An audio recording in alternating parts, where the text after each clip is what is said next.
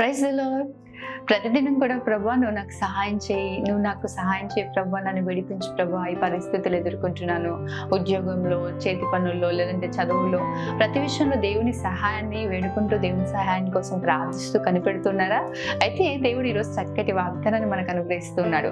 ద్వితీయోపదేశకాండం 33వ అధ్యాయం 26వ వచనం చూసినట్లయితే, ఆయన నీకు సహాయం చేయుటకు ఆకాశ వాహనుడై వచ్చునని. నిజంగా అండి, మన దేవుడు మనల్ని ఎంత ప్రేమిస్తున్నాడు చూడండి.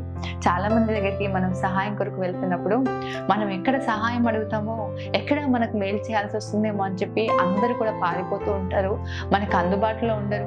కావాలని కొన్నిసార్లు మనం కాల్ చేస్తున్నా రెస్పాండ్ కాదు, మనం మాట్లాడుతున్నా వినిపించుకోనట్లుగా ఉంటారు. కానీ మన దేవుడు మనకు సహాయం చేయడానికంట ఆకాశ వాహనుడై వచ్చుచున్నాడంట. నిశ్చయంగా ప్రియ దేవుని బిడ్డ, మనుషుల వైపు కాదు కానీ నీకు సహాయం చేయుటకై నీ కొరకు నిలబడి ఉన్న ప్రభు వైపు చేతులెత్తి దేవుని సన్నిధిలో ప్రార్థించే, నిశ్చయంగా ప్రభు నీకు సహాయం చేస్తాడు.